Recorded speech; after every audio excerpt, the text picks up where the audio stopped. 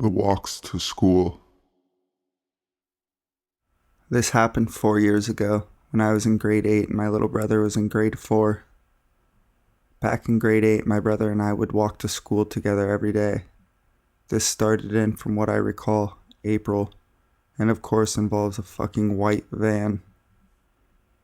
Me and my brother were off to school, walking down a relatively busy street, and the last street before the street that the school is on. Always cars going up and down, with houses on both sides of the street, and always a lot of kids and their parents walking to the school also. I noticed a white van. Immediately made me skeptical driving down the road when I turned around to see what the car was driving by. When it drove towards us, it slowed down a little bit right beside us, then sped off. The same thing happened on the way to school the next 3 days. I started to get kind of pissed at this guy. It is now a Friday before the weekend. Yay. I'm walking to school with my brother. My little brother gets ahead of me because I had to tie my shoe. And what do you know? The white van pulls up and slows down right beside my little bro. I immediately look at the license plate as I was getting prepared for the van to show up. I get the license plate number on my phone so I won't lose it, and the van speeds off again. This really started to creep me out like 8 times more than it did before. I didn't let my brother out of my sight for the rest of the walk there and asked him if he noticed that white van always slowing down beside him. He said, yeah, it's kind of weird. I guess at his age he didn't know the gravity of the situation we were in. After school the same day, I'm walking home with 3 other friends and my little bro is like 15 feet ahead of us. My friends and I are just talking about stupid shit and I notice the white van drive by. I take a glance at the license plate. Same one as earlier. I immediately call my brother's name. Noah, come here and walk with us.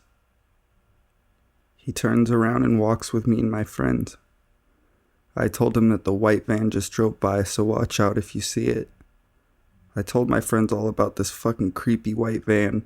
And my friend Troy says that he has my back no matter what. We go through the weekend without having anything happen with the white van, so I suppose he doesn't know where we live. It is now Monday morning, again walking to school, but we both see no white van on their way. I'm thinking to myself that maybe the guy has finally stopped for the love of all that is holy. Until we get to school and I see the van parked on the other side of the street. My little brother didn't notice it and I didn't tell him because I didn't want to make him scared.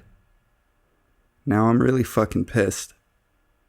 He has the nerve to creep on my little bro like that and now fucking creep on him at our fucking school. I immediately go to Troy and my other friend Brady and ask if they remember the white van. They say yes and I tell them that it's parked right down the street. I ask them to come with me to confront him. They both say yes. So we walk up to the van and Troy knocks on his window and the man rolls it down. He's wearing a cap, sunglasses, and has a gray beard, breathing really heavily for some reason. I immediately get some creepy as fuck vibes from the prick. I decide to take out my house key and wrap the lanyard around my hand and put the key in between my pointer finger and middle finger, just in case something happens. Troy asks him in these exact words, in a pretty intimidating voice. Would you like to explain why you are such a fucking asshole and following his little brother to school every fucking day? Huh, prick? Please explain. The man immediately turns on his truck and drives off. Doesn't even say a single word. I yell, that's right, you fucking pussy bitch. Drive off like the fucking cockmuncher you are. And that felt really, really fucking good. When we got back to school, I told my teacher about the van and he says he will keep a watch every morning. We didn't see the van for the rest of the day. The next day I arrive at school with my little bro and notice that the fucking van is there again. As I walk up to my teacher, he asked me if that is the van I was talking about, and I said yes. The school immediately called the police and they show up. The school is basically in a court, so there is only one way through vehicle transportation, so there was nowhere for the prick to go. The police confront him, and guess what? We never see the fucking prick again. Thank the Holy Spirit. The police told my mom, and she got extremely mad at me for not telling her, as she told me she would rip his balls off before he even saw her coming. I felt like such an idiot for not calling the police or telling someone else earlier, as it would have taken care of the situation much earlier. But I'm happy that he got taken care of, because I don't know what I would do if my little bro got taken away by some pedophile, and I can't think about what could have happened to him if he had been taken by him. I also have my friends to thank for at least trying to help. Me, Troy, and Brady are still best buds, and we hang out a lot. They'll always be my brothers from other mothers.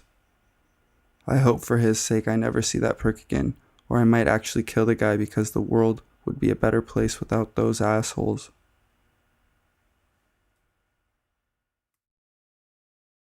Early morning intruder. Living alone is always a risk.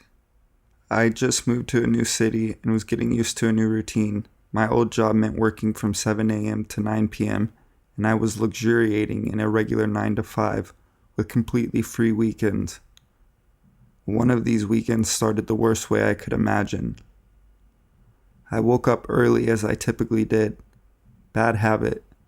I wanted to run in a nearby park, but it was too dark. I made coffee, got dressed for my run, and decided to relax on the couch and read until it was lights out. Some backstory. This apartment, I don't live there anymore, was a garden-style apartment, the ground floor of a 4-story townhouse. I had 2 windows facing the street and a patio in front of my door, and 2 steps up to the street from the patio. The city I live in is huge, but my neighborhood was very suburban. Families, homes, versus apartment buildings and businesses, and schools. Not typically busy at any time of the day, but there was a busy street 4 blocks away. That morning, I lounged with coffee while waiting for the sun to rise. It was a Saturday, so I wasn't shocked when I saw a figure stumbling by the front windows, slowly and swerving. There were a few bars in walking distance. A drunk wasn't a new development. Until he turned around. I guess he was attracted by my illuminated windows, or a moving shadow, but minutes later the shadow trudged down the 2 steps, hesitating in the patio. Then he moved to the window, taking care to slide in between the bushes and peer inside. I had curtains on these windows, but they were sheer. I didn't know how much he could see from the outside, but I froze. It seemed like years, but was probably about 5 minutes. Then he moved toward my door. I had a gate and 2 doors bearing this unwanted person from entering, but he wasn't deterred. I heard the front gate open, although it was locked. It wasn't hard to reach in and unlock, and then start jiggling the first door. I shouldn't have been worried. I had 2 doors with 3 locks each, lock, deadbolt, and jimmy lock. But something about his determination in the darkness of night had me rushing to the back of the apartment. My landlords, who lived in the townhouse above me, had a fenced-in garden, and I ran out there to call the cops.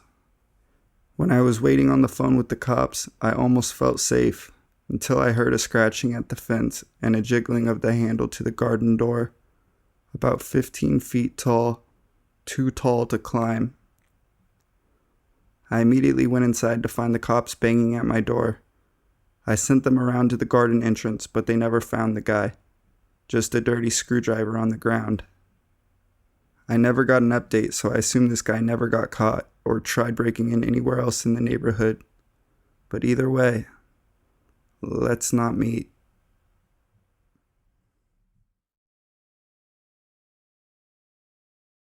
I think I'm being watched or stalked. A few nights ago, I went outside to see my dog. This would be about 11 or 11:30. I saw some lights moving around behind my house, and I'm pretty far out there. I don't have any surrounding houses nearby.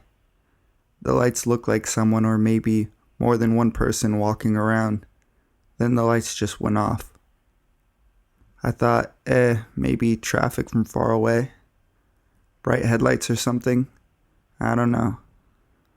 So 2 nights ago, my dog is barking like crazy. I look out the window and see someone with a flashlight. I grabbed a gun, just in case, and made a lot of noise trying to open the door. But the guy runs away into the woods, and I grabbed a weak flashlight because I'm retarded and don't know how to change batteries or something. So I didn't get a good look at him. Last night I saw more lights moving around. Looked like 3 or 4 flashlights. Well, I decided to check it out in the morning. So about 7 a.m. Central Time. It's 2:47 when I posted this as of now. I went into the woods, gun loaded just in case, and did some exploring. Probably around 8:39, I'd pretty much explored the whole area. I went back around looking for maybe markings or something. Found nothing. Not a freaking thing. So apparently there's a guy or guys traveling around and stalking me. Or maybe not. I don't know, but it's pretty terrifying. I don't know if I'll have plans to investigate again, but I will definitely keep an eye out and see if they come around.